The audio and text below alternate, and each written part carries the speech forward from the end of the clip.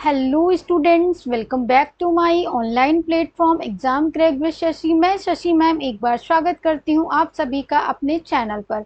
Students, अगर आप channel पर नए हैं तो चैनल को सब्सक्राइब कर लीजिए। वीडियो पसंद आए तो उसे लाइक और शेयर करना बिल्कुल भी ना भूला करिए। हम लेकर आते हैं अपने चैनल पर डेली प्रैक्टिस सेट के साथ हम उपस्थित होते हैं, जिसमें हम आपको सही आंसर के साथ साथ सही एक्सप्लेनेशन भी बताते हैं और उसके साथ साथ जो 4 ऑप्शन होते हैं तो उन चारों की हम क्या करते हैं, व्याख्या करते हैं और आपको बेस्ट स्ट्रेटजी बताते हैं। सो आज की भी प्रैक्टिस सेट में हमारा कौन सा प्रैक्टिस सेट, ये हमारा 10th है। इसके पहले हम 9 प्रैक्टिस सेट को कंप्लीट कर चुके हैं। अगर आपने अभी तक नहीं देखा है तो चैनल पर जाकर के उसको सबसे पहले वॉच कर लीजिए। आइए हम बढ़ते हैं अपने फर्स्ट क्वेश्चन की तरफ। फर्स्ट क्वेश्चन हमारा क्या कह रहा है कि निम्नलिखित में से, क्या कह रहा है, निम्नलिखित में से कौन सा आहारीय चिकित्सा का उद्देश्य नहीं है। क्या कह रहा है कि निम्नलिखित में से कौन सा आहारीय चिकित्सा का उद्देश्य है। नहीं है, नहीं पूछा गया है, क्या पूछा है, उद्देश्य है। आइए हम ऑप्शन की तरफ मूव करते हैं। अब आहारीय चिकित्सा का मतलब क्या होता है। चिकित्सा तो आप सब जानते हो कि ट्रीटमेंट, और आहारीय का मतलब क्या होता है, फूड है, यानी डाइटिक हो गया, डाइट हो गई। तो हम जो फूड देते हैं, जो डाइट देते हैं, जो आहार देते हैं, वो भी तो ऐसा देते हैं कि व्यक्ति का, अगर रोगी व्यक्ति है तो क्या है, उसके रोग के अकॉर्डिंग उसको हम क्या करते हैं, आहार देते हैं। वही तो हमारी आहारीय चिकित्सा कहलाती है। तो फर्स्ट ऑप्शन में क्या है, पाचन तंत्र के कष्टों को देखते हुए सरल और सौम्य तथा सुपाच्य आहार प्रदान करना। बी क्या कह रहा है, अब यहाँ देखिए ऑप्शन क्या है, पाचन तंत्र के कष्टों को देखते हुए सरल, सौम्य तथा सुपाच्य आहार प्रदान करना। तो ये तो एकदम सही बात है ना। हम पाचन तंत्र के कष्ट देखते हैं तो जब व्यक्ति डाइजेशन नहीं कर पा रहा होता अच्छे से, तो उसको हम कैसा आहार देते हैं, सरल देते हैं, सौम्य यानी सॉफ्ट देते हैं, और कैसा देते हैं, आसानी से पचने वाला यानी सुपाच्य आहार देते हैं। तो ये ऑप्शन क्या होगा हमारा, बिल्कुल सही हो जाएगा। नेक्स्ट ऑप्शन देख लेते हैं। रुग्णावस्था में भी उच्च पोषक स्तर की निरंतर आपूर्ति करना। रुग्णा मतलब क्या होता है, वृद्धावस्था हो जाता है, तो इसमें भी उच्च पोषक स्तर की निरंतर आपूर्ति करना, बिल्कुल सही बात है। ये भी हमारा ऑप्शन क्या हो गया, सही हो गया। अब हम सी को देख लेते हैं। शरीर के प्रभावित अंगों को पर्याप्त विश्राम प्रदान करना, ये भी एकदम सही बात है। डी क्या कह रहा है, इनमें से सभी। तो जो सही आंसर है हमारा क्या हो जाएगा, ऑप्शन डी विल बी क्या होगा, राइट ऑप्शन हो जाएगा। यानी इनमें से सभी क्या है, आहारीय चिकित्सा के उद्देश्य हैं।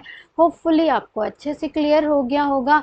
नेक्स्ट क्वेश्चन हम क्या देख रहे हैं, नेक्स्ट क्वेश्चन हमारा क्या है, बोटुलिज्म इस मानवीय बीमारी के कारणात्मक कारक का वर्गीकरण निम्न प्रकार है।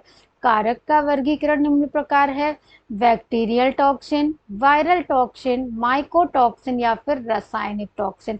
तो ये जो बोटुलिज्म क्या है, ये बीमारी है और इसका क्या है कारक, तो ये क्या है, ऑप्शन नंबर ए यानी कि बैक्टीरियल टॉक्सिन क्या है, इसका सही जवाब हो जाएगा। नेक्स्ट क्वेश्चन हमारा क्या है, खाद्य पदार्थ विकृतीकरण किस कारण से होता है। खाद्य पदार्थ विकृतीकरण यानी खराब कैसे होता है सॉरी, कैसे खराब होता है। तो सूक्ष्म जीवों का पैदा होना, उच्च तापमान, निम्न तापमान या फिर भंडारण। तो कुछ चीजें तो ऐसी भी है ना जिनका हम भंडारण कर सकते हैं, तो भंडारण तो नहीं होगा। कुछ पदार्थ ऐसे भी हैं जो निम्न तापमान पर होते हैं, तो ये भी आंसर नहीं हो सकता। कुछ ऐसे भी हैं जो उच्च तापमान में भी खराब नहीं होते हैं। तो यहाँ पर हमारा सही जवाब क्या हो जाएगा, ऑप्शन ए विल बी क्या हो जाएगा, राइट आंसर हो जाएगा। अगर आप चैनल पर नए हैं तो सब्सक्राइब कर लीजिए, बेल आइकन को प्रेस कर लीजिए ताकि हमारे चैनल का नोटिफिकेशन सबसे पहले आपको मिल सके। नेक्स्ट क्वेश्चन क्या है, इनमें से कौन सी प्रक्रिया भोज्य पदार्थों में जीवाणु को जाने से रोकता है। अब ये पूछा जा रहा है कि ऐसी कौन सी प्रक्रिया है जो भोज्य पदार्थ में जीवाणुओं को क्या करेगा, प्रवेश करने से रोकेगा, जिससे भोज्य पदार्थ हमारे क्या होते हैं, खराब नहीं होंगे। इरिडिएशन है या स्टेरिलाइजेशन है या फोर्टिफिकेशन है या डिहाइड्रेशन है।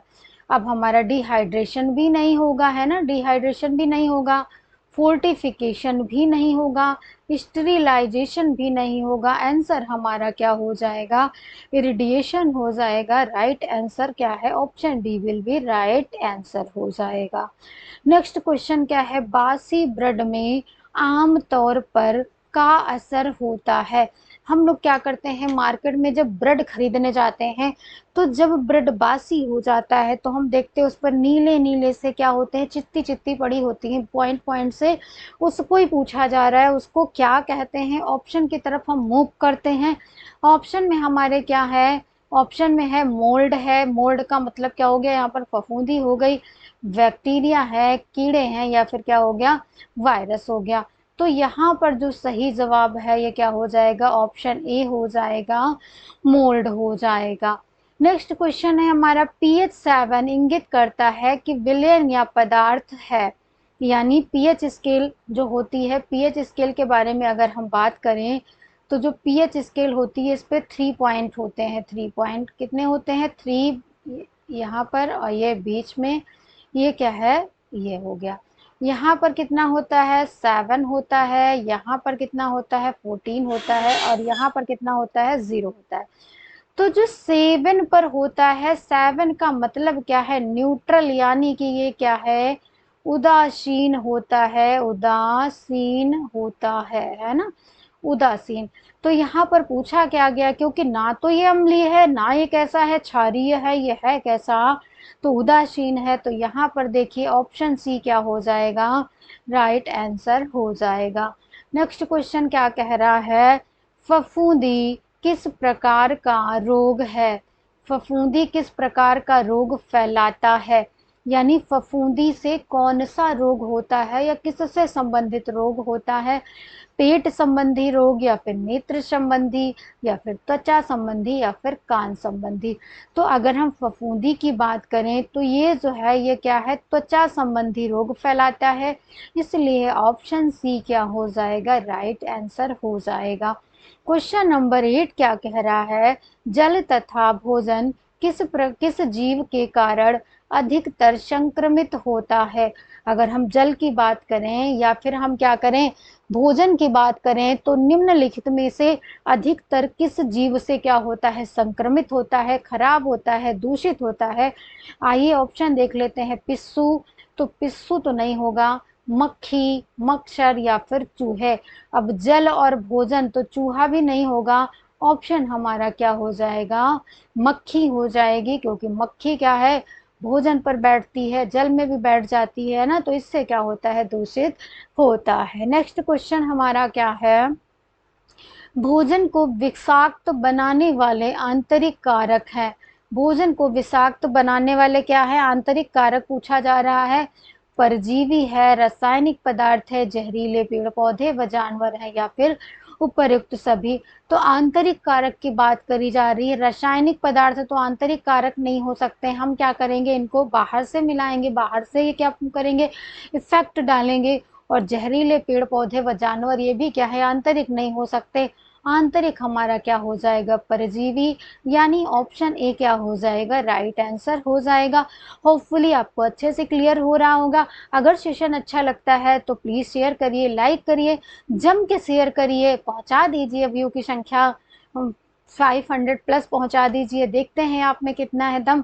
चलिए आज का हमारा लास्ट क्वेश्चन है, दूषित भोजन से फैलने वाला रोग है। क्या है, दूषित भोजन से फैलने वाला रोग है। डिप्थीरिया है, या फिर रिकेट्स है, या फिर तपेदिक है, या फिर हैजा है।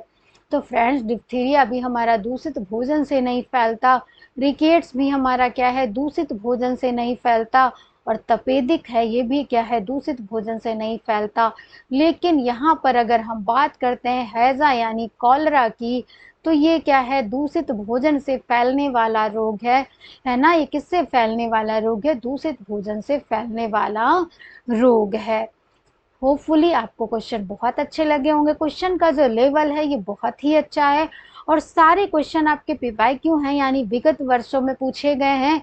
हम डेली 10 क्वेश्चंस की श्रृंखला के साथ उपस्थित हो रहे हैं ताकि एग्जाम तक आपका जो पीवाईक्यू क्वेश्चंस हैं वो मैं अच्छे से आपको कंप्लीट करा सकूं, रिवाइज करा सकूं एक्सप्लेनेशन के साथ। बने रहिए हमारे चैनल के साथ। मिलते हैं अपने नेक्स्ट क्लास में। Bye bye, take care.